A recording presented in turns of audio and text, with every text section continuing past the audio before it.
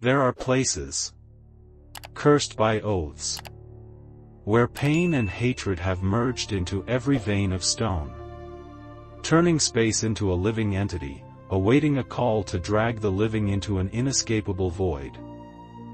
Do you believe a curse can bind souls for centuries, forcing them to relentlessly torment those who dare to set foot in their domain?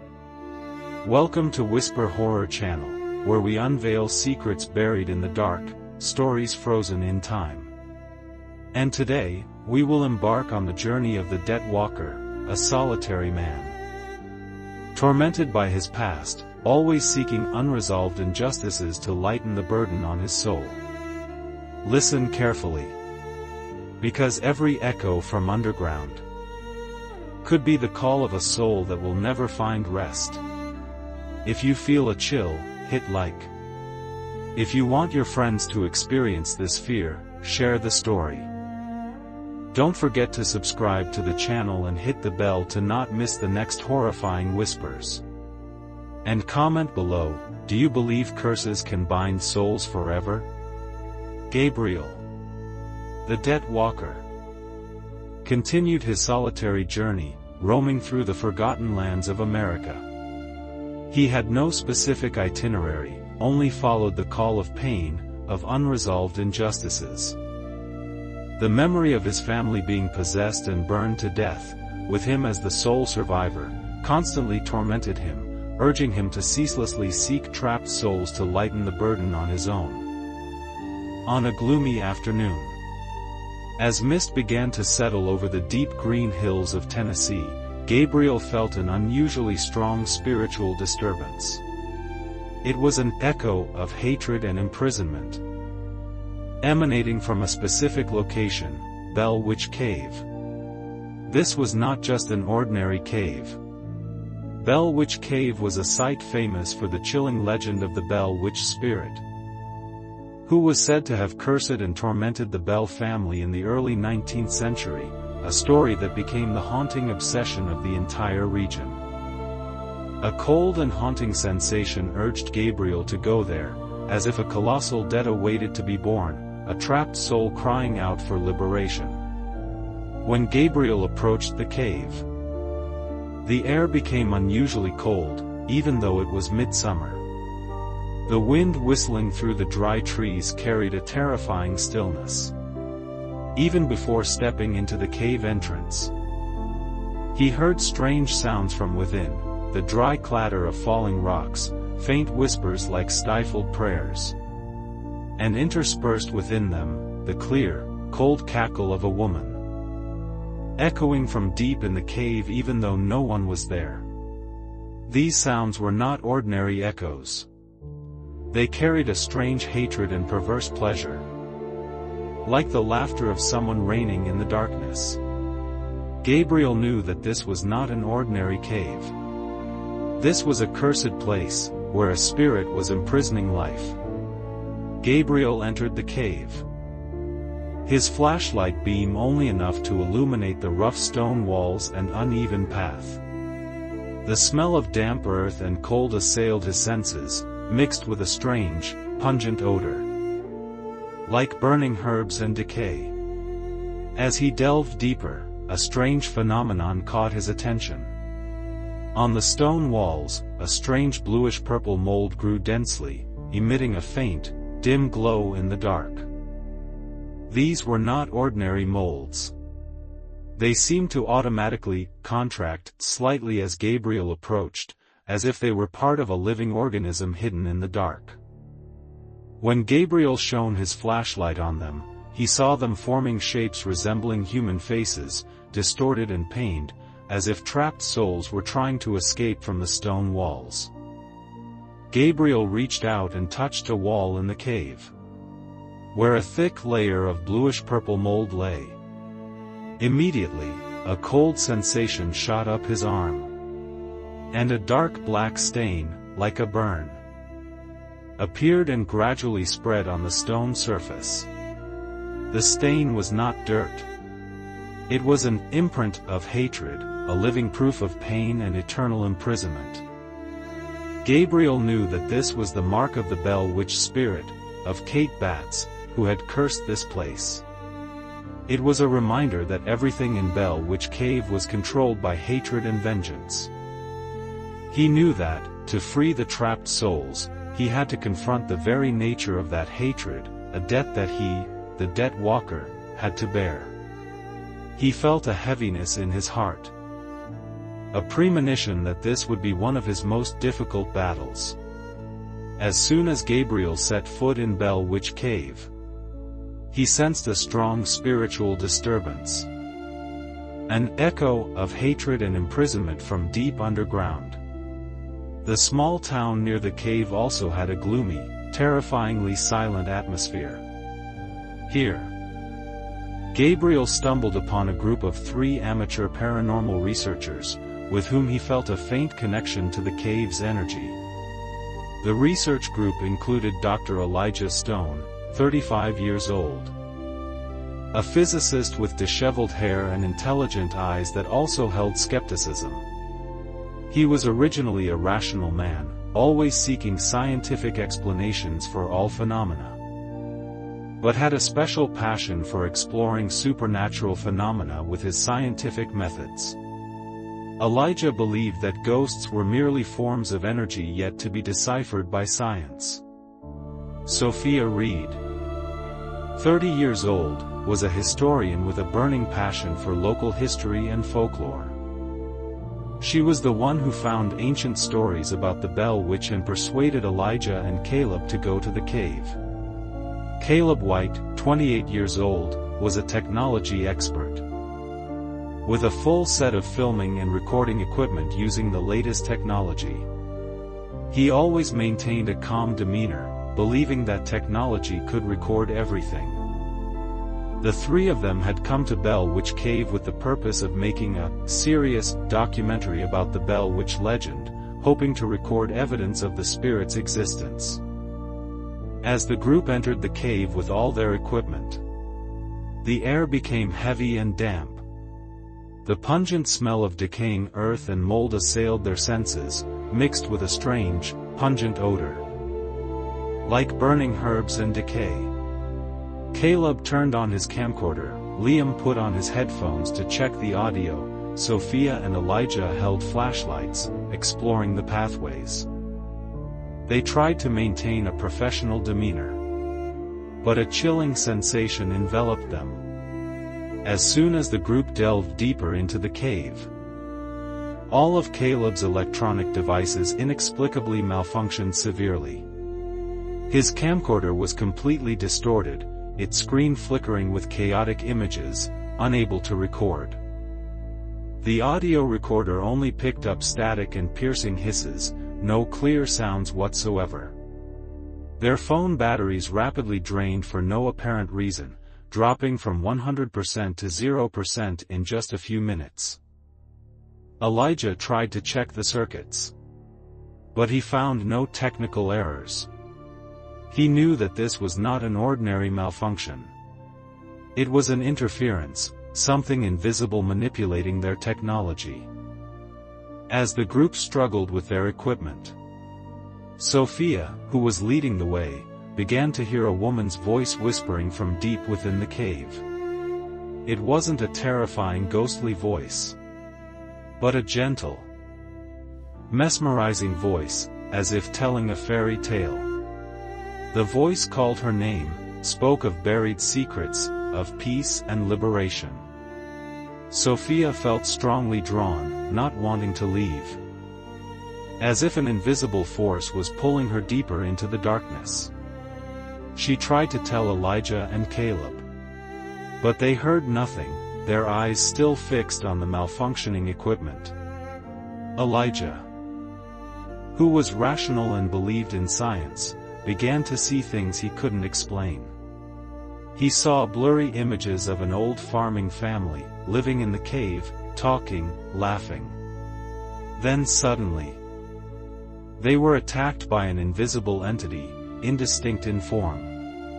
The farmers screamed in pain, objects flew everywhere. And finally, all vanished, leaving a terrifying silence. Elijah shivered. He thought it was due to lack of oxygen in the cave, or stress. He tried to analyze the light, temperature, and air pressure. But all readings were normal. He knew that this was not an ordinary hallucination.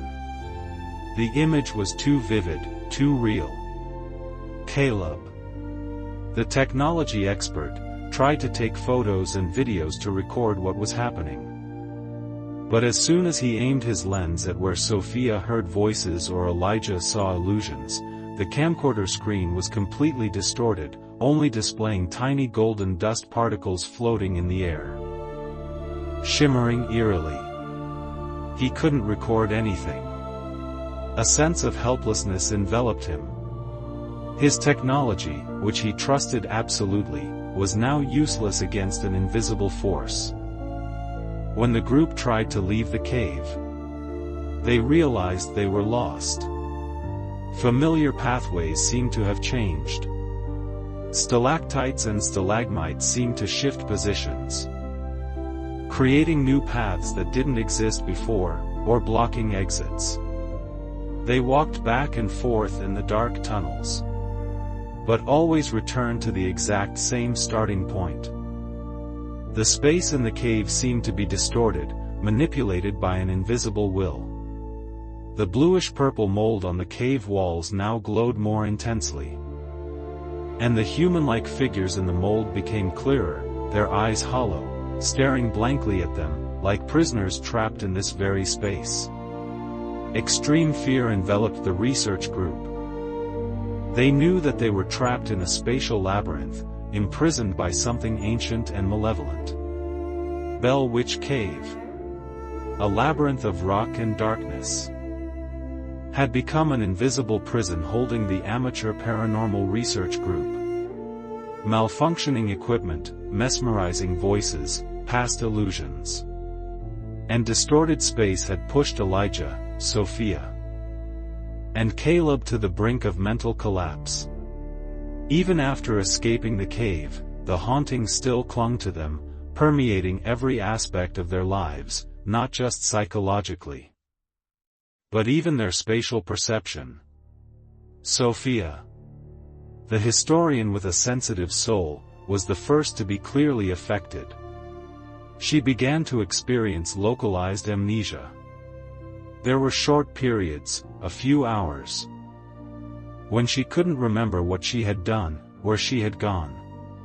She found herself in unfamiliar places, or holding objects she didn't remember touching. Conversely, she clearly remembered ancient stories about the Bell Witch, details about the lives of the Bell family and Kate Batts, things she had never thoroughly read.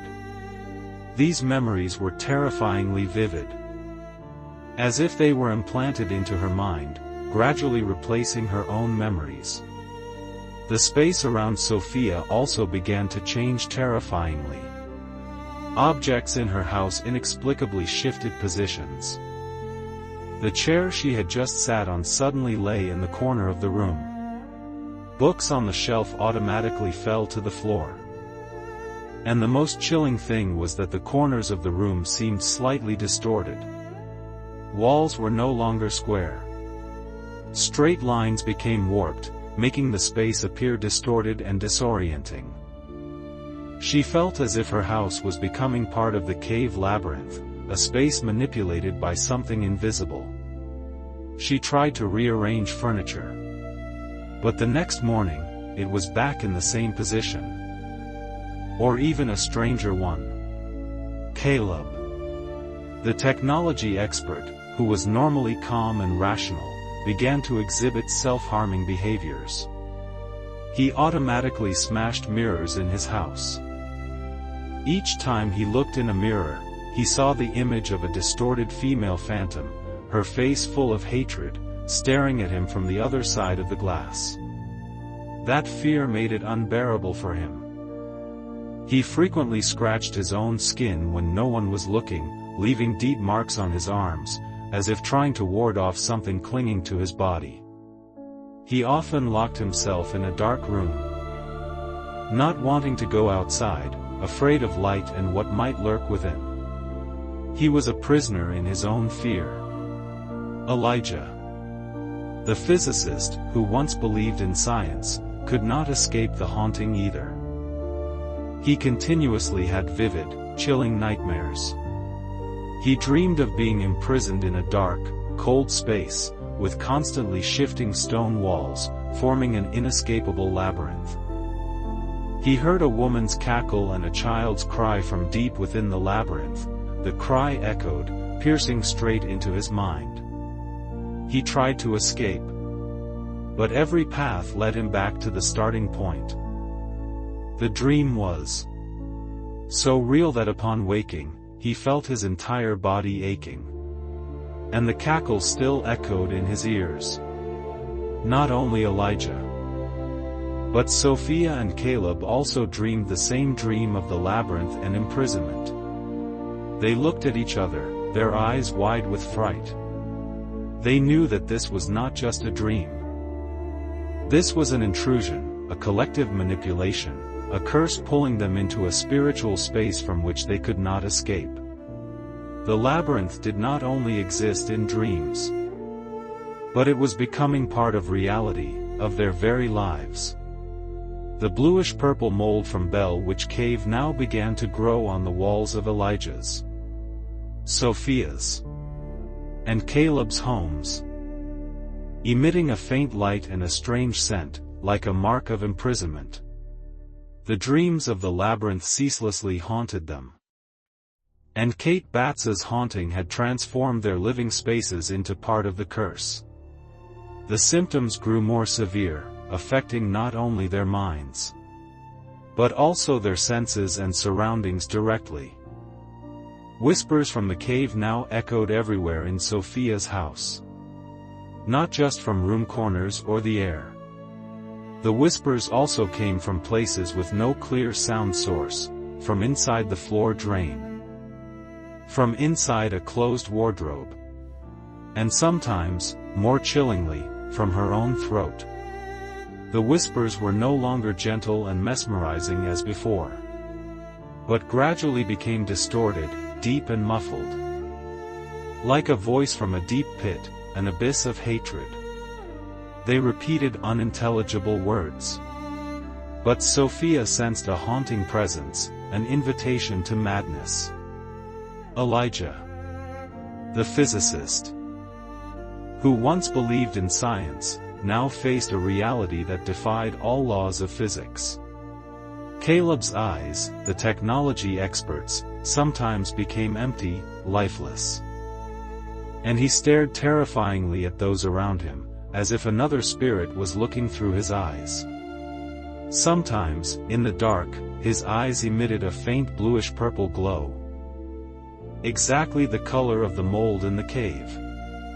That gaze was lifeless, only cold scrutiny, a penetrating look into another's soul.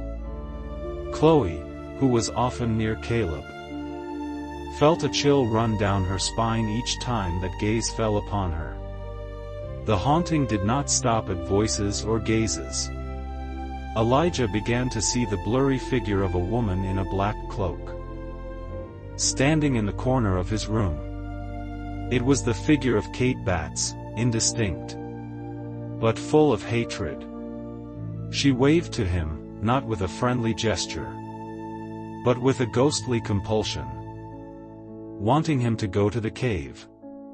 The figure did not only appear when Elijah was alone, but it also created a faint pathway, an invisible door, leading into a non-existent space in his house. That pathway was not a mere illusion. It was like a tear in space, leading to another dimension, a labyrinth that Kate Batts had created. Elijah felt an irresistible urge to step into that pathway, to explore what lay within. Sophia, Caleb, and Elijah could not escape the haunting. They tried to seek help from outside, but no one believed them. Elijah's parents, who were practical people, believed their son was suffering from severe nervous tension and needed psychological treatment. Sophia's and Caleb's friends also looked at them with pity. believing they had been heavily affected by their trip to the cave. Isolation and the fear of no one believing them pushed them deeper into despair. The artifacts they brought back from the cave also exhibited strange behaviors. Samples of earth and rock covered in bluish-purple mold. Decaying pieces of wood, all emitted a faint, deep thumping, like the heartbeat of a creature. When they touched them, tiny bluish-purple dust particles would fly out, clinging to their skin, causing uncomfortable itching. These artifacts were fragments of the labyrinth, imprints of the curse, ceaselessly reminding them of the thing clinging to them. Kate Batts's haunting ceaselessly spread.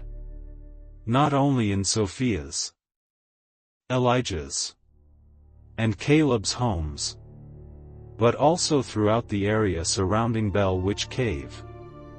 Locals began reporting strange phenomena, cackling echoing in the night, flickering bluish-purple lights in the forest, and the sensation of being watched by something invisible. The spatial labyrinth that Kate Batts had created was slowly expanding, turning the area around the cave into an invisible trap, waiting for the next victims. The spread of the haunting from Bell Witch Cave had turned Elijah's, Sophia's, and Caleb's lives into a living nightmare. The distorted whispers from room corners, Caleb's empty, glowing eyes, and the shifting space in their homes had pushed them to the brink of collapse. Meanwhile, Gabriel, the debt walker, had sensed an unusually strong spiritual disturbance from Tennessee, an echo of imprisonment and hatred. He knew that some debt awaited to be born here. A trapped soul crying out for liberation. He arrived in Tennessee, knowing nothing of the research group, but was drawn by the heavy atmosphere of imprisonment and hatred pervading the Bell Witch Cave area. As Gabriel approached the research group, he looked straight into Sophia's, Elijah's, and Caleb's eyes. He saw a very clear possession in their gaze, as if something was looking through them, a spiritual presence deeply ingrained in their perception. He also saw a faint bluish-purple light emanating from Caleb, a sign that the living mold from the cave was infiltrating his body, transforming him from within. As Gabriel approached the cave, he heard the screams and cackles of a woman echoing from deep within. That cackle was not a joyful laugh, but a cold laugh, full of hatred and perverse pleasure. Like the laughter of someone reigning in the dark, mocking those who dared to step into their domain. A cold sensation ran down his spine. And he also saw fleeting images of a farming family being tormented, attacked by an invisible entity. These were memories of hatred, living proof of Kate Batts's suffering. Gabriel opened his old, tattered notebook, turning to a page with a map of Bell Witch Cave and strange symbols. As soon as he opened it, a dark black stain, like a burn, mysteriously appeared on the part of the map showing the cave. The stain was not dirt. It gradually spread, like a mark of eternal imprisonment, proof of the hatred that bound Kate Batts's soul. He also smelled the pungent mold and decay from the map itself, as if it was emitting the scent of decay, of imprisonment.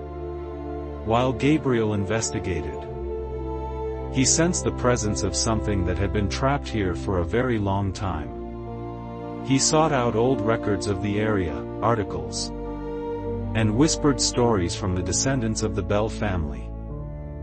He discovered the story of Kate Batts's spirit, a woman wrongly accused of witchcraft and brutally murdered by her neighbors in the early 19th century. Kate's spirit was trapped in the cave, bound by a curse of vengeance, unable to pass on until the injustice was resolved. That curse not only haunted people, but also distorted the physical space around the cave, forming an inescapable labyrinth, an invisible trap imprisoning all who dared to set foot within. Gabriel found an old silver hair clip, said to belong to Kate Batts, hidden in a crack in the cave wall. It was an artifact that once belonged to Kate Batts, a relic carrying her spiritual power. When he touched it, the hair clip automatically emitted a faint heartbeat, and a blurry image of a bound woman appeared in his mind, her eyes filled with pain. The entire cave trembled slightly, as if a resistance from Kate's spirit. It was the mark of vengeance, proof of the hatred Kate Batts had suffered. And it was a ceaseless reminder of the curse that bound her. As Gabriel delved deeper into Kate Batts, he heard cackling echoing through the forest trails, not joyful laughter, but cold, hateful cackles filled with perverse pleasure. The cackling echoed from ancient trees, from dense bushes, like a mocking voice from Kate's spirit. Gabriel also felt a strange connection to that cackling. Sometimes he even heard his own laughter mixed in, like an echo from the future, a reminder of the debt he carried in his soul, of his family's painful memories. It was a sign of connection, a warning that he was being pulled deeper into this tragedy. Gabriel understood that this was a battle not just with Kate Batts' spirit, but with his own pain and past. Gabriel returned to Elijah, Sophia, and Caleb. He explained about Kate Batts, her curse, and how her spirit was bound to the cave. He said that to free her, they couldn't use ordinary exorcism methods, but had to find a way to resolve her hatred, to break the curse of vengeance. He knew that this was a difficult task, but he also knew that this was the only way to save the research group and bring peace to Bell Witch Cave. He looked at Elijah, his eyes filled with understanding. He said that science couldn't explain everything, and sometimes, to find the truth, they had to look beyond what reason could accept. Elijah listened, his face thoughtful. Sophia carefully took notes. She knew that this was a historical story that couldn't be found in any book. Caleb still seemed skeptical, but he couldn't deny what had happened. Gabriel knew that they had been drawn into a world they couldn't turn back from. Gabriel, the Dead Walker, had uncovered the true nature of Bell Witch Cave's gateway and Kate Batts' spatial manipulation. He knew that to free Kate and save the research group from the deepening haunting, they needed a special ritual, a method far beyond what science or ordinary exorcism could achieve. Elijah, Sophia, and Caleb listened to Gabriel, their fear still present, but now replaced by a faint glimmer of hope. Gabriel explained that to free Kate Batts' vengeful spirit, they couldn't simply banish her. Kate was bound by a curse of hatred and injustice that had merged into every vein of the cave's rock, turning the space into a living entity. To break that bond, they needed to perform a powerful purification ritual at the very center of the cave, at a special time, during a moonless night. He said that when there was no moonlight, the negative energy would be strongest. And that was when Kate Batts' spirit would have its greatest power. But also when it would be most vulnerable, most easily touched at its true essence. The ritual would involve placing a special artifact in the cave, along with chanting exorcism and purification prayers. Gabriel admitted that this was not a one-person job. The energy of the vengeful spirit was too great. And he himself, even as the Dead Walker, could not bear it alone. He needed the help of people with strong faith and special spiritual abilities. People who had faced pain and understood the torment of the soul. He warned them that they could be pulled into a spiritual labyrinth in the cave, a dimension created by Kate Batts, where their minds would be distorted, imprisoned by horrifying memories. And they could lose their sanity. The danger of interfering with a strong negative energy space like Bell-Witch Cave was immeasurable. Gabriel warned that Kate Batts's spirit would resist fiercely. And they could be pulled into the spiritual space in the cave, losing their minds or turning into living puppets, eternally imprisoned in the labyrinth of memories. He looked at Elijah and Caleb. And in that moment, they saw a fleeting image of themselves standing motionless, their eyes hollow, in the cave, like an echo of fate.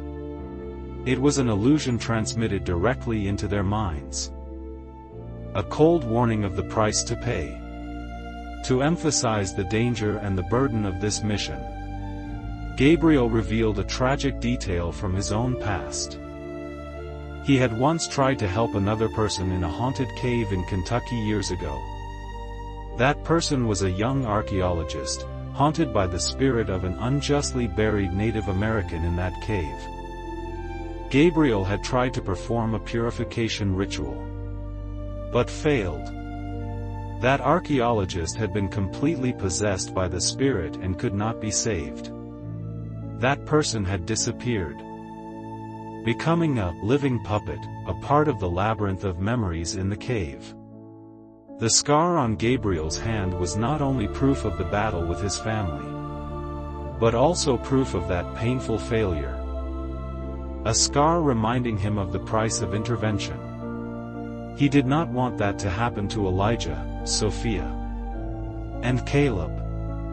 Fear enveloped the research group. They looked at Gabriel, at the scars on his hand, and they understood that this man was not just talking. He had experienced terrible things, and he was willing to face them again to help them. Liam, Chloe, and Mia, though not directly participating in the ritual, also felt the tension. Gabriel said that to perform the ritual on a moonless night, they needed the support of people with strong faith and special spiritual abilities. With Gabriel's explanation of the nature of Bell-Witch Cave and the dangers of the spiritual labyrinth, Elijah, Sophia, and Caleb understood that they needed help. The fear of being pulled into eternal space and witnessing Gabriel's past failure compelled them to seek assistance with him.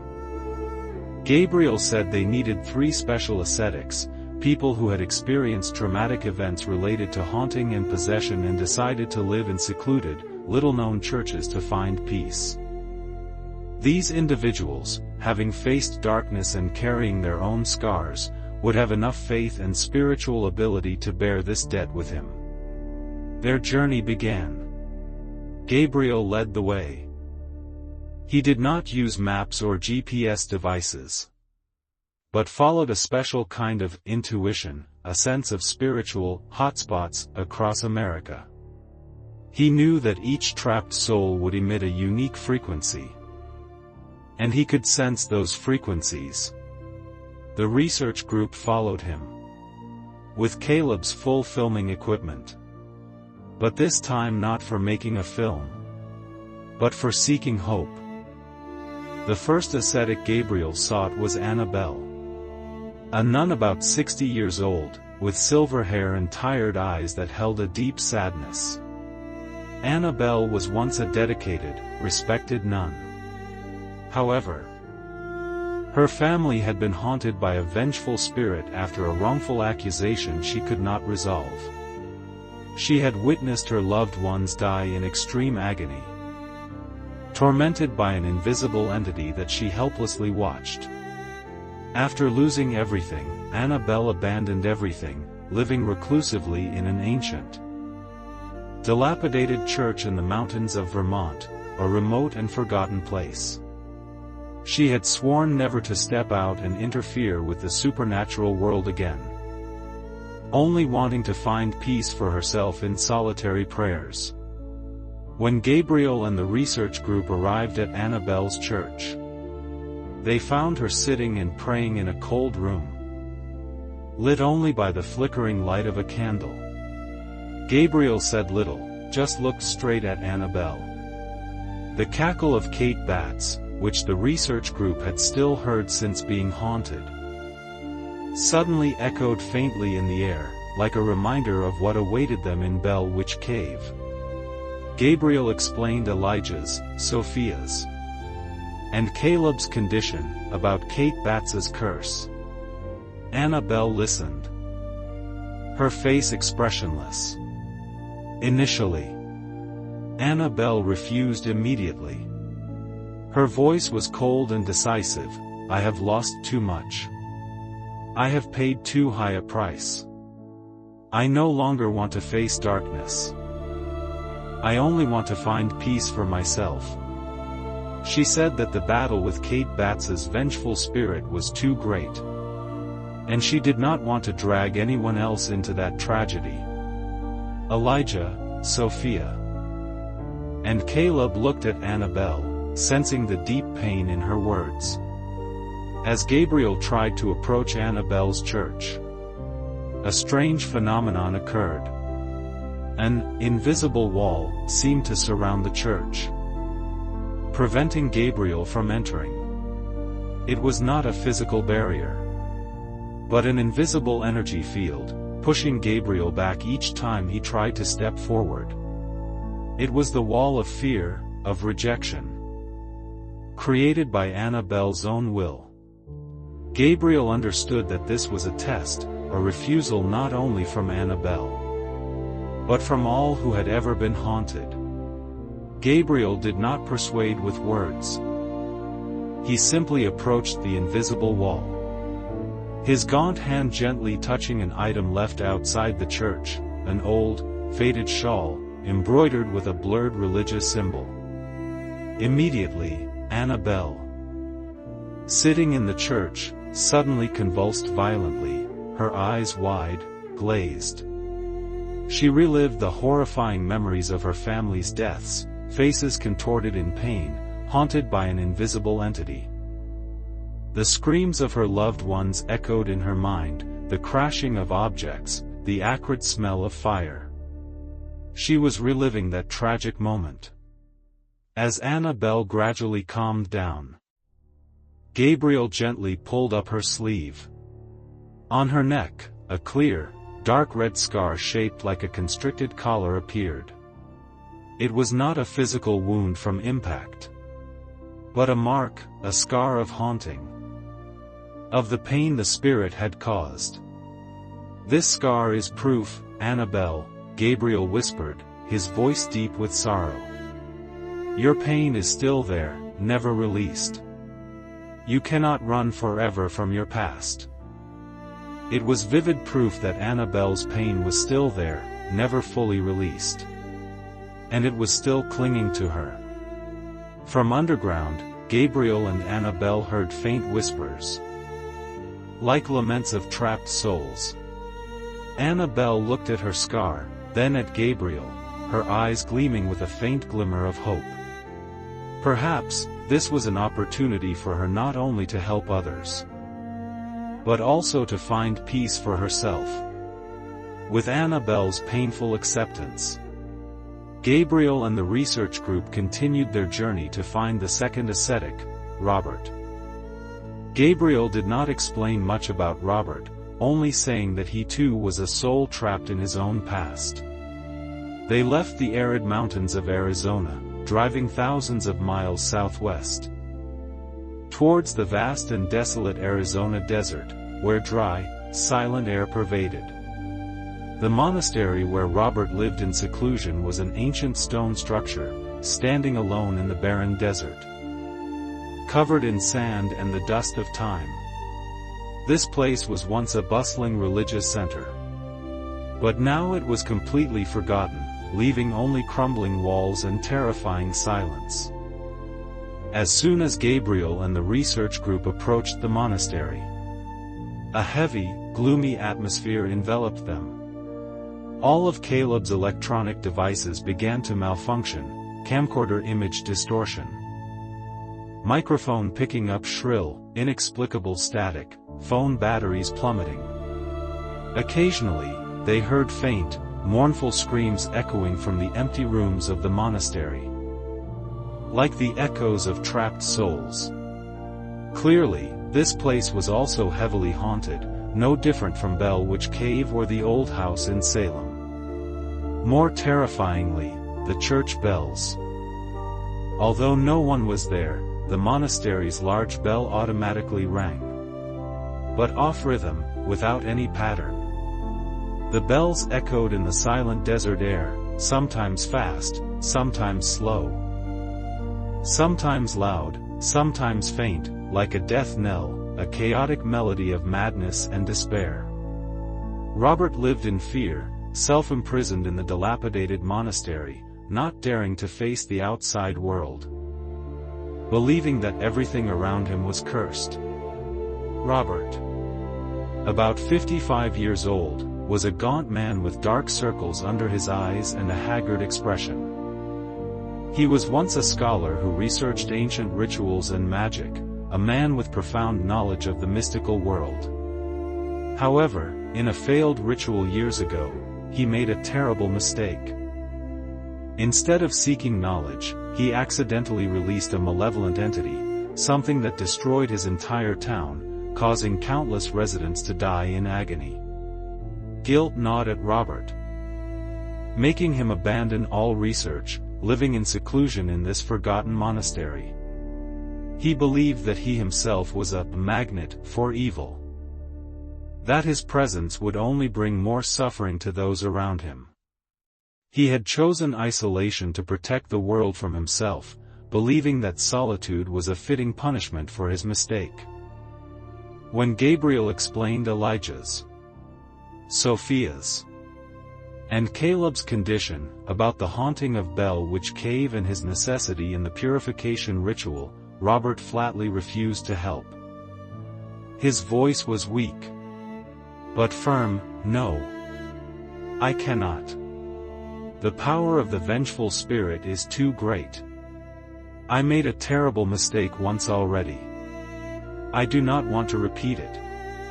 He said that he feared his presence, with his past mistake, would only make things worse, would make the spirits from the cave more aggressive.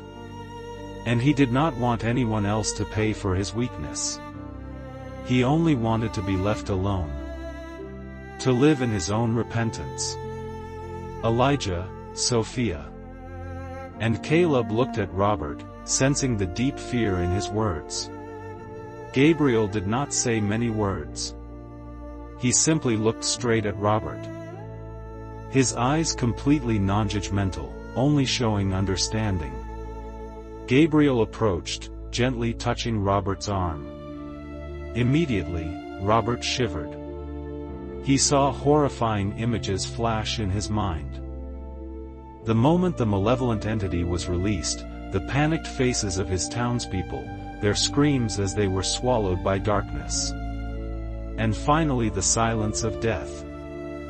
It was a painful memory that Robert had tried to bury deep within his soul. Gabriel pointed to a scar on Robert's hand, shaped like an open eye with no pupil, located at the exact spot where the malevolent entity had appeared when he released it. This scar is proof, Robert, Gabriel whispered, his voice deep with sorrow. Your pain is still there, never released. You cannot run forever from your past. It was vivid proof that Robert's pain was still there, never fully released. And it was still clinging to him, as a ceaseless reminder of the destruction he had caused. From the void, Robert and Gabriel heard faint whispers, calling the names of those who had died in Robert's town, like lamenting spirits. The pain of memory and the living scar on his hand made Robert tremble. He looked at Gabriel, his eyes showing extreme panic. But in the dead walker's understanding gaze, Robert felt a faint glimmer of hope. Perhaps, this was the opportunity he had long awaited to atone for his mistake, to find forgiveness for himself.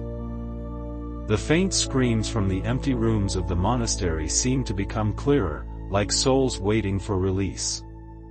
Robert closed his eyes, a tear rolling down his gaunt cheek. He had accepted. With the painful acceptance of Annabelle and Robert, Gabriel and the research group continued their journey to find the last ascetic, Alara. Gabriel said that Alara was the most sensitive of the three, and she also carried an equally terrifying haunting. They left the arid mountains of Arizona, driving thousands of miles southeast, to the hot and mysterious swamps of Louisiana, a place filled with legends of voodoo magic and ancient spirits. The small, dilapidated church where Alara lived in seclusion was deep in a remote swamp forest, covered by dense trees and tangled vines. As soon as Gabriel and the research group approached, a strange sensation enveloped them. This place did not seem as frightening as Robert's monastery or the Gettysburg battlefield. Instead, there was a terrifying stillness, a strange spiritual power. As if the entire swamp itself was a living entity, breathing and protecting Alara from the outside world, and not wanting her to leave. The entrances to her area were naturally blocked by twisted trees and vines, forming impenetrable natural barriers. There were no animal sounds, no wind sounds, only absolute silence, along with the characteristic smell of swamp mold. Alara, about 48 years old, was a woman with long black hair and deep eyes that held boundless sadness. She was once a dedicated, enthusiastic social activist, but had witnessed a terrible tragedy. Her entire community had mysteriously vanished after they tried to reclaim accursed land, a place locals warned not to touch. Alara was the sole survivor, but she was haunted by horrifying images of her colleagues and friends being swallowed by darkness, dragged into another dimension she couldn't comprehend.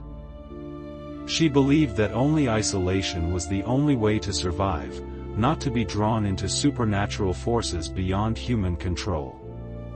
She lived reclusively in this small, dilapidated shack, self-imprisoned in a false peace, avoiding all contact with the outside world and mystical things. When Gabriel explained Elijah's, Sophia's, and Caleb's condition, about the haunting of Bell Witch Cave and her necessity in the purification ritual, Alara refused. Her voice was weak, full of fatigue. "I have found peace here. I don't want to risk everything to face powerful spirits like at Bell Witch Cave. I don't want to witness anyone else being swallowed again." She said that she believed in the existence of evil, but she also believed that there were forces too great for humans to interfere with.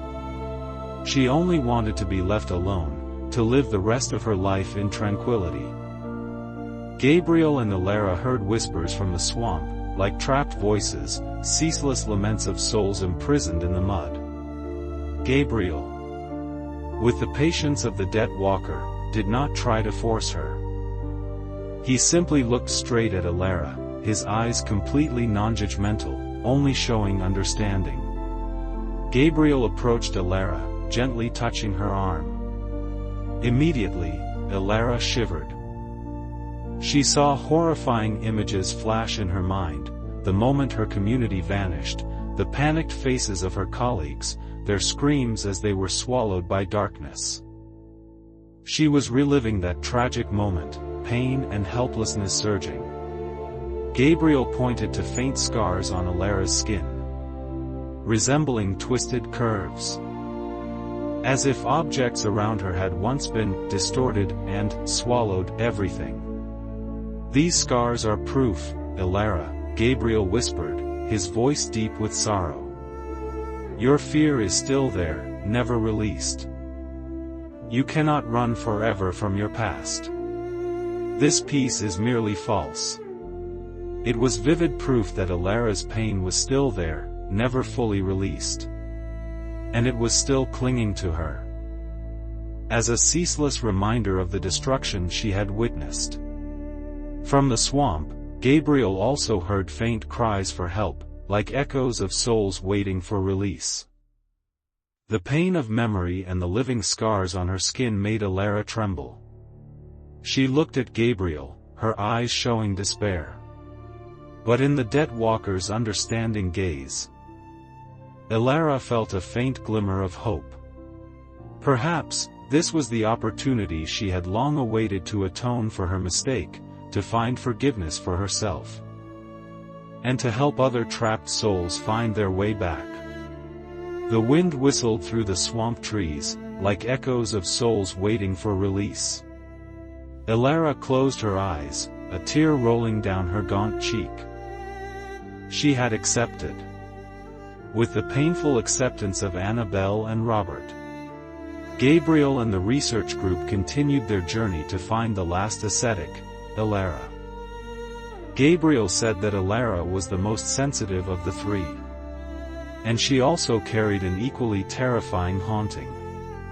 They left the arid mountains of Arizona, driving thousands of miles southeast, to the hot and mysterious swamps of Louisiana, a place filled with legends of voodoo magic and ancient spirits.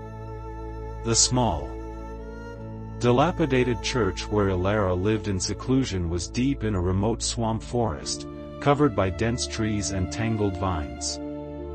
As soon as Gabriel and the research group approached, a strange sensation enveloped them. This place did not seem as frightening as Robert's monastery or the Gettysburg battlefield. Instead, there was a terrifying stillness, a strange spiritual power. As if the entire swamp itself was a living entity, breathing and protecting Alara from the outside world, and not wanting her to leave. The entrances to her area were naturally blocked by twisted trees and vines, forming impenetrable natural barriers. There were no animal sounds, no wind sounds, only absolute silence, along with the characteristic smell of swamp mold. Alara, about 48 years old, was a woman with long black hair and deep eyes that held boundless sadness. She was once a dedicated, enthusiastic social activist, but had witnessed a terrible tragedy. Her entire community had mysteriously vanished after they tried to reclaim a cursed land, a place locals warned not to touch. Alara was the sole survivor, but she was haunted by horrifying images of her colleagues and friends being swallowed by darkness, dragged into another dimension she couldn't comprehend. She believed that only isolation was the only way to survive, not to be drawn into supernatural forces beyond human control. She lived reclusively in this small, dilapidated shack, self-imprisoned in a false peace, avoiding all contact with the outside world and mystical things. When Gabriel explained Elijah's, Sophia's, and Caleb's condition, about the haunting of Bell Witch Cave and her necessity in the purification ritual, Alara refused. Her voice was weak, full of fatigue. "I have found peace here. I don't want to risk everything to face powerful spirits like at Bell Witch Cave. I don't want to witness anyone else being swallowed again." She said that she believed in the existence of evil, but she also believed that there were forces too great for humans to interfere with. She only wanted to be left alone, to live the rest of her life in tranquility. Gabriel and Alara heard whispers from the swamp, like trapped voices, ceaseless laments of souls imprisoned in the mud. Gabriel, with the patience of the dead walker, did not try to force her.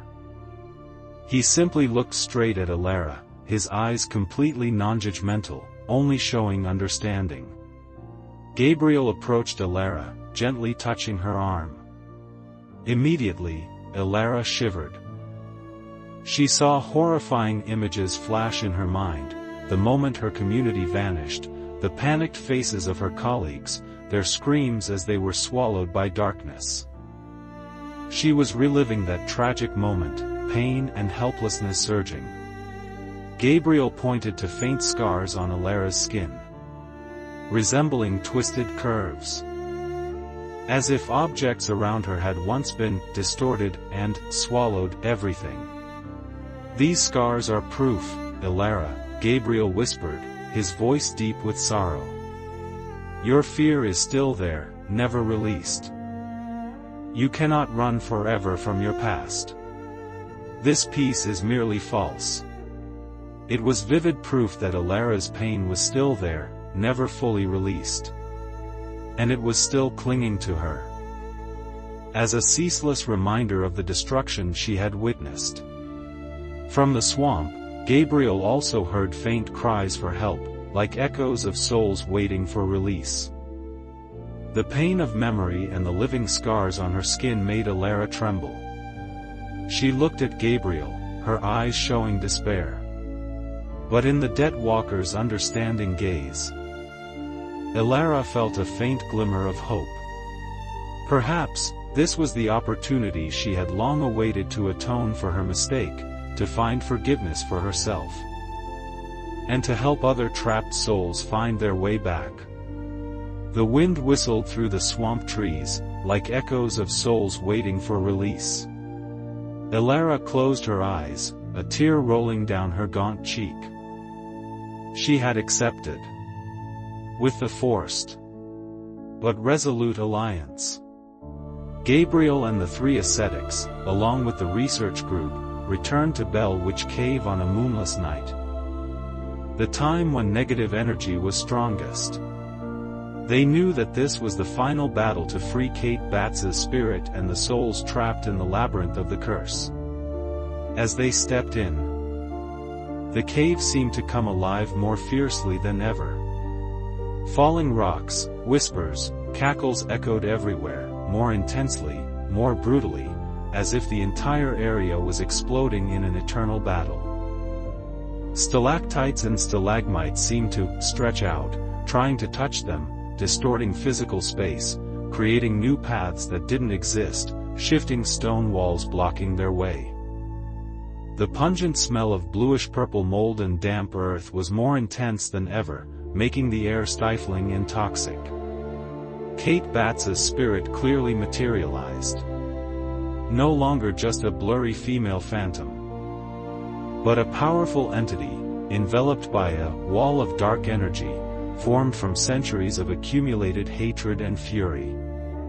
She said nothing, only nodded contemptuously, as if a challenge, and created illusions of an inescapable labyrinth, a spiritual space where the weak would lose their minds. Kate Batts directly attacked the minds of the three ascetics and the research group. She showed them the most horrifying memories of their failures and pain. Annabelle relived the image of her family being tormented and dying. Robert relived the moment he released the malevolent entity that destroyed his town. Alara relived the scene of her colleagues being swallowed by darkness. She tried to weaken their will, dragging them into despair and madness, making them self-harm in illusions. Caleb, the technology expert, began to scratch his face, his eyes glazed. Elijah screamed in an illusion of destroyed numbers and formulas. Sophia huddled, muttering ancient stories about Kate Batts. Gabriel, with a resolute gaze, did not flinch. He understood that this was a battle not only with Kate Batts, but also with the pain and past of his companions. He led the way, along with Elijah, Sophia, and Caleb, entering the center of the cave. They carried the artifact Gabriel had prepared beforehand, an item enchanted to seal malevolent spiritual power. In the depths of Bell Witch Cave, the space erupted in a chaos of falling rocks and illusions from Kate Batts' spirit. Gabriel, with a resolute gaze, knew that this was the decisive moment to perform the purification ritual and seal the centuries-old injustice. He, along with the three ascetics and the research group, moved into the central part of the cave, where Gabriel sensed the curse's energy was most strongly concentrated. The four of them stood at the four cardinal directions, east, west, south, north, of the cave, forming a sacred circle. Gabriel began to place the artifact at the center of the circle. It was an item with special spiritual power, an ancient enchanted seed, which Gabriel had prepared beforehand. As he placed the artifact on the stone altar, a cold and heavy energy radiated, making the air in the cave terrifyingly still. Gabriel chanted an exorcism prayer in a deep, powerful, undulating voice, echoing throughout the cave. His prayer was not ordinary dogma, but ancient sounds, full of inner power, like a summoning of souls, but also a reassurance. The remaining three ascetics assisted with ancient rituals, praying and focusing their energy. Annabelle recited prayers for the peace of souls. Robert prayed for forgiveness, and Alara focused on salvation, each dedicating their entire will and spiritual ability to the ritual. Elijah, Sophia, and Caleb stood outside the circle, trying to film and record. But their equipment malfunctioned, screens distorted, only picking up static. As soon as Gabriel began chanting, Kate Bats roared in anger, echoing throughout the cave. She used immense power, creating vibrations that caused rocks to continuously fall from the ceiling, and tried to break the artifact with dark energy currents. She even created illusions of the research group's deceased loved ones, calling them to surrender and join her ranks, trying to weaken their will. Elijah saw illusions of his family possessed. Sophia saw painful memories of her destroyed town, and Caleb saw images of his colleagues' deaths. The space in the cave contracted terrifyingly. Walls seemed to move inward, pressing tightly against them, making the air suffocating and difficult to breathe. Kate Bats's cackle echoed everywhere, like the laughter of someone reigning in their own labyrinth. Falling rocks, whispers, cackles, all formed a horrifying symphony, a judgment for those who dared to interfere in the spirit's domain. As the chanting echoed, Kate Bats's spirit did not immediately dissipate. Instead, she writhed more violently, screaming in agony, as if the chanting was forcing her to face the truth that her hatred was being sucked into the artifact. The bluish-purple mold on the cave walls began to contract, wither, and turn into dust, no longer glowing. The human-like figures in the mold also vanished, like trapped souls being freed. In a climactic moment, Kate Bats attacked Gabriel directly, piercing through all energy barriers. She knew Gabriel was the Death Walker, the primary target. She tried to consume him, infusing him with her pain and hatred, turning him into part of the labyrinth. Gabriel felt his body transform into a stone labyrinth, covered in bluish-purple mold, Kate's pain flooding his mind. Kate's cackle echoed in his head, like a victorious laugh. Gabriel writhed in intense pain, the scar on his hand flaring violently. He knew this was the final test. He had to bear Kate's hatred, absorb it to free her. With an iron will, Gabriel did not resist. He accepted. He closed his eyes, focusing all his strength on receiving Kate's pain and anger. In the depths of Bell Witch Cave, the symphony of hatred and atonement was reaching its climax. Gabriel writhed in agony as Kate Bats's spirit, enveloped by black smoke and fury, tried to consume him. The scar on Gabriel's hand flared violently, but he did not resist. Instead, he closed his eyes, accepting to bear Kate's pain, accepting to become the Death Walker for her injustice. He had seen Kate's memories, not a brutal person, but a woman wrongly accused, tortured, and brutally murdered. He saw her extreme pain, her despair and hatred at being treated unfairly. That pain merged with Gabriel's own pain, forming a synchronized agony, a deep connection between two tormented souls. When Gabriel accepted to bear that pain, an astonishing transformation occurred. Kate Batts's spirit, which had been the black smoke enveloping Gabriel, slowly dissipated, merging into his body, like a stream of purified energy. The scar on Gabriel's hand was no longer red or painful. Instead, it became a small, faint tattoo, shaped like an old hair clip. It was not a new scar, but a permanent mark. A symbol of the recent sacrifice, proof of the purification and liberation Gabriel had brought. Kate Batts vanished completely, leaving no trace, only a faint sigh of relief echoing in the cave. The bluish-purple mold on the cave walls began to contract, wither, and turn into dust, no longer glowing. The human-like figures in the mold vanished, like trapped souls being freed.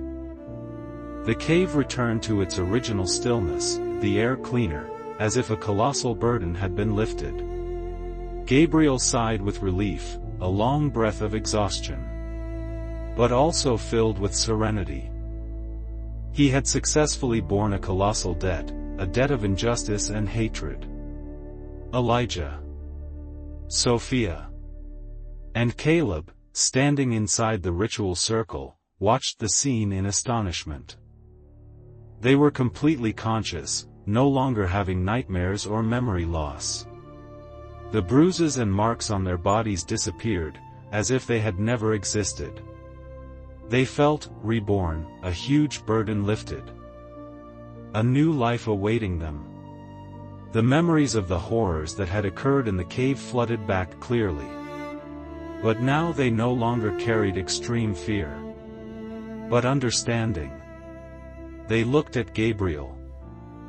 Their eyes filled with deep gratitude. The three ascetics, Annabelle, Robert, and Alara, who were exhausted after assisting the ritual, gradually recovered. The energy of the vengeful spirit was too great, and they had exerted all their strength to assist Gabriel. However, after Kate Batts passed on, a warm energy from Gabriel spread, helping them gradually recover. They looked at Gabriel, their eyes gleaming with respect and deep gratitude. They understood that Gabriel was not just a mysterious man, but a true debt walker, who had brought peace to both the living and the dead. The sigh of relief from Kate Batts still echoed in the silent air of Bell Witch Cave, like a final whisper from the liberated soul. The cave returned to its original stillness, the air cleaner, as if a colossal burden had been lifted. The artifact was still there, but no longer glowing or holding any energy. Elijah, Sophia, and Caleb were completely conscious. They no longer had nightmares of the stone labyrinth or memory loss. The bruises and marks on their bodies disappeared, as if they had never existed. They felt reborn, a huge burden lifted. And the memories of the horrors that had occurred in the cave flooded back clearly. But now they no longer carried extreme fear, but understanding and a deep sadness for Kate Batts. They looked at Gabriel, their eyes filled with deep gratitude. The bluish-purple mold on the cave walls, which had once contracted and glowed eerily, was now completely dry and turned to dust. The human-like figures in the mold vanished, like trapped souls finally freed. The space in the cave returned to normal, distorted pathways now clear and stable. The cave was no longer a terrifying labyrinth, but just an ordinary stone cave, with rough, damp walls. A natural relic, no longer a symbol of horror. The three ascetics, Annabelle, Robert, and Alara, who were exhausted after assisting the ritual, gradually recovered.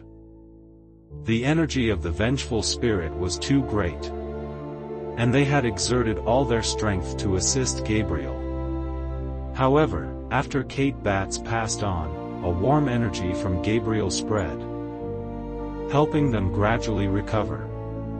They looked at Gabriel, their eyes gleaming with respect and deep gratitude. They understood that Gabriel was not just a mysterious man, but a true dead walker, who had brought peace to both the living and the dead. Gabriel, though exhausted, still looked at the three ascetics with understanding eyes. He knew that they too had borne a part of this burden, and had faced their own fears. He said little, just nodded slightly, a gentle smile appearing on his gaunt face. The event at Bell-Witch Cave not only freed Kate Batts, it also brought peace to the entire surrounding area. There were no more reports of mysterious accidents or illusions. Mold no longer glowed, and the cave space became stable. Local residents, though unaware of the ritual's details, also felt a vague sense of relief, a strange peace enveloping the town. Kate Batts's cackle no longer echoed in the night. Instead, it was the rustling of wind through the trees and the chirping of insects, like a new symphony of peace. Bell-Witch Cave now became a sacred place, a monument to liberation. Locals occasionally visited, not to seek ghosts, but to seek peace, and to remember the souls who had found rest. The sounds in Bell-Witch Cave had completely ceased. The cave returned to its original stillness, but a deep peace pervaded the space. The artifact was still there, but no longer glowing or holding any energy. The invisible battle had ended, but the price paid was still evident on those who had directly participated. Elijah and Caleb were the two most severely injured in the battle. Elijah, after his mind was manipulated by Kate Batts's spirit, was completely exhausted. His body felt drained, requiring a long time to recover, both physically and mentally. Caleb, the technology expert, suffered more severe psychological trauma. He incessantly scratched his face unconsciously, leaving deep marks on his skin. His eyes still gleamed with extreme fear, as if he still saw horrifying illusions from the labyrinth. He needed Gabriel to use special herbs to calm him, to help him escape that haunting. However, the greatest tragedy befell Robert. He, while helping Gabriel focus energy to purify Kate Batts, was attacked by a lingering fragment of Kate Batts's spiritual power, a remnant of hatred and fury. Robert collapsed, his body convulsing violently. Although Gabriel tried to heal him with rare herbs he always carried, all efforts were futile. Robert's body slowly turned to dust, dissolving into the desert air, leaving no trace. His last words were an apology for his past mistake, for releasing the malevolent entity, and a thank you to Gabriel for giving him the chance to atone. Robert's sacrifice was a painful reminder of the price of interfering with the supernatural world and the pain of atonement. He had found the peace he always longed for, but in the most tragic way. Gabriel did not rest. Immediately after the ritual ended, he sought out the rarest herbs in the deep forest, not to heal his own scars, but to treat Elijah and Caleb. He worked tirelessly, disregarding himself. Gabriel, with his extensive knowledge of herbs and ancient healing arts, concocted special medicines, applied them to Elijah's wounds, and gave Caleb restorative elixirs for physical and mental recovery. He sat beside them, caring for them meticulously, his eyes filled with concern and responsibility. He knew that this was his debt, His debt to those who had borne it with him, who had sacrificed for a higher purpose. His devotion, so unlike his usual distant demeanor, made Elijah, Sophia, and Caleb sense a deep compassion hidden within Gabriel. In the days Elijah and Caleb recovered, the atmosphere in the Bell Witch Cave area seemed to have completely changed. There was no more cackling from cave bats, no more screams or lamentations.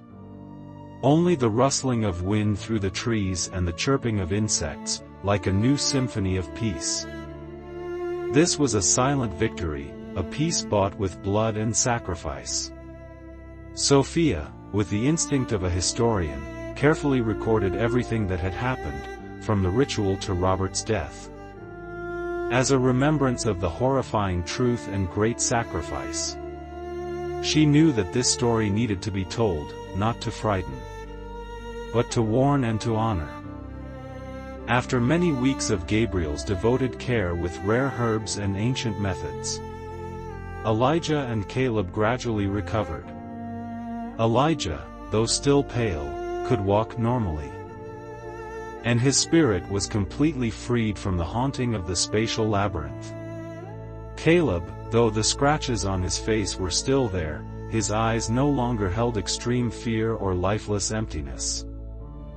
Both felt a deep peace, as if they had been reborn. They did not clearly remember what had happened in the cave, of being possessed, or of the ghostly battle, only remembering that a mysterious man had saved them from something terrible, something their rational minds could not grasp. Bell Witch Cave, once a terrifying labyrinth of curses and hatred, was now more peaceful. There were no more reports of mysterious accidents or illusions. The bluish-purple mold no longer glowed, and the cave space became stable, no longer distorted or suddenly shifting. Strange sounds from inside the cave completely ceased, leaving only the steady dripping of water and the rustling of wind. The pathways leading into the cave no longer had invisible barriers, and the air here became cleaner, carrying the breath of purification.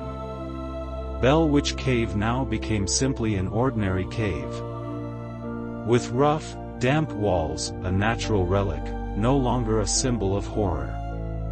Gabriel, after ensuring Elijah and Caleb were stable, said not a word. He simply nodded slightly, his eyes looking at them filled with deep understanding, then turned and left. Elijah and Caleb looked at each other, their eyes filled with gratitude and a new fear, the fear of a world they didn't know. They knew that they had been saved from something beyond human comprehension. They no longer doubted the existence of spirits and curses. Elijah and Caleb had small scars on their bodies, not from wounds, but from the marks of the haunting they had experienced. They were faint scars, resembling twisted curves, or an open eye without a pupil. They were harmless, but a permanent reminder of what had happened in Bell Witch Cave, of Kate Batts's spiritual intervention, and of the liberation Gabriel had brought. Elijah, with the mindset of a physicist, began researching the impact of supernatural energy on space and the human mind. He no longer sought purely scientific explanations, but opened his mind to new possibilities. He spent time reading books on occultism, strange quantum theories, and unsolved supernatural cases. Caleb, with his technological skills, tried to develop new devices, not to record ghosts, but to measure and understand invisible energies, the marks that spirits left behind. They no longer made paranormal documentaries for entertainment, but to seek truth, to understand the new world they had entered. Sophia, the historian, carefully recorded everything that had happened, from the ritual to Robert's death, as a remembrance of the horrifying truth and great sacrifice. She knew that this story needed to be told, not to frighten, but to warn and to honor. Annabelle and Alara, the two surviving ascetics, returned to their reclusive lives. But now they carried a deeper peace, a true serenity after facing their past. After bringing peace to Bell-Witch Cave and freeing Kate Batts's spirit, Gabriel did not stay. He continued his solitary and aimless journey, bearing new scars and stories. He sought no rest, no liberation for himself, but only peace for trapped souls, for unresolved injustices. The scars on his body were living testaments to past battles, to spiritual debts borne and paid. Gabriel had no map or specific itinerary. He followed a special kind of intuition, a sense of spiritual hotspots across America. These were places where injustice or historical tragedy had created trapped souls. He sensed negative energy currents, echoes of pain and injustice, guiding him to forgotten towns, haunted houses, cursed forests. Each time he sensed a hotspot, the scar on his hand would ache slightly, a constant reminder of his mission. Gabriel's old, tattered notebook, an item that always accompanied him on every trip, now not only recorded cases and souls he had helped. Sometimes, blank pages would automatically show drawings of wildflowers, or ancient poems in different languages, as if the freed souls were recording their piece, expressing silent gratitude. The notebook was not just a diary, but a living record of Gabriel's journey, a ledger of debts that had been borne. Elijah, Sophia, and Caleb, after their experience at Bell-Witch Cave, became storytellers of Gabriel's journey. They did not directly accompany him, but they spread the legend of the Dead Walker to the world. They told this story not with fear, but with respect and gratitude, about a mysterious man who dedicated his life to bearing the pain of others. They collected new stories about haunted places, unresolved spiritual cases, and sent that information to Daniel Blackwood, Gabriel's friend and silent supporter. Annabelle and Alara, the two ascetics who survived the battle in Bell-Witch Cave, returned to their reclusive lives. But now they carried a deeper peace, a true serenity after facing their past. They no longer ran from pain, but had accepted it as part of their journey of atonement. They occasionally still contacted Gabriel, sending him information about places where they sensed spiritual disturbance, becoming silent guides for the Dead Walker. Gabriel's journey was unending. He still wandered this world, solitary, taciturn, doing more than speaking, and even somewhat aloof, for he understood that his fate was solitary, to bear the burden. But each time a soul was freed, a debt was borne. The burden on his soul lessened slightly. That was how he found peace for himself, for his deceased family. He was the Dead Walker, and his mission was eternal, without end. Gabriel's journey, the Dead Walker's, has no end, no conclusion.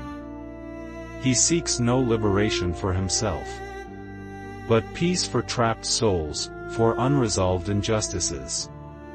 Every scar on his body is a living testament, a map of debts that have been borne, and a reminder of his unending mission. On a peaceful morning, a young person in a distant town, a history student fascinated by researching local legends and mysteries, began to sense a strange spiritual disturbance. It was not a mere fear, but a heavy sensation, an intertwining of greed and despair, similar to what Gabriel had sensed from Bodhi. That young person, in the course of their research, accidentally found an old, tattered notebook. forgotten in a hidden corner of an antique shop. The notebook had no title, no name. But inside were notes in various languages, describing mysterious haunted cases, unjustly tormented souls, and purification rituals performed by a mysterious man. It was Gabriel's notebook, a ledger of his debt-bearing journey. As the young person held the notebook, they began to hear the thudding from underground echoing from afar, not ordinary ghostly sounds, but like hammers hitting rock, shovels digging, repeating hauntingly. They also felt an invisible weight on their shoulder, at the exact spot corresponding to the shovel-shaped scar on Gabriel's hand. It was an invisible mark, a reminder that they had been chosen, that they had been drawn into something far beyond their comprehension. In their research into the notebook, the young person read the last lines written in Gabriel's handwriting. The mission does not end. It only changes bearers. Greed is an eternal nature. They looked at the shovel-shaped bruise on their shoulder, and a horrifying truth emerged. They did not accidentally find the notebook. They are next in the debt walker's journey. Gabriel still continues his journey. He seeks no liberation for himself, but peace for trapped souls. Every scar on his body is a testament, a living map of debts that have been borne. He knows that one day, he will no longer be able to continue. But he also knows that the debt walker's mission will never end. There will always be trapped souls, unresolved injustices, and a new debt walker will appear to bear that debt. Gabriel still continues his journey, solitary, taciturn, doing more than speaking, and even somewhat aloof, for he understands that his fate is solitary, linked to unresolved injustices. He is no longer in pain as before. His eyes are still deep, but there is a glimmer of peace. He knows he is not alone, for others will follow, and souls will be freed. His path is endless, a loop of sacrifice and salvation, continuing forever in the darkness of the world. Greed can bury souls, but injustice never dies. And sometimes, to find salvation, we must accept bearing burdens that are not our own. The story of Gabriel is a saga of atonement and courage. He found a way to atone for his mistakes, not by forgetting the past, but by becoming a bridge between two worlds, bringing peace to both the living and the dead. But his journey is not over. He is still wandering this world, seeking trapped souls, forgotten places, unpaid debts.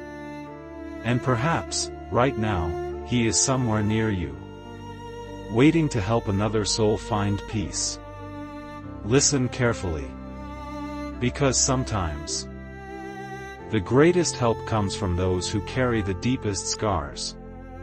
If you have felt a chill down your spine from this story, don't forget to hit like, share, and subscribe to Whisper Horror channel, so you don't miss the next horrifying whispers. Share your thoughts in the comments below. Do you believe in the debt walker? And what debt do you think is waiting to be paid in your life?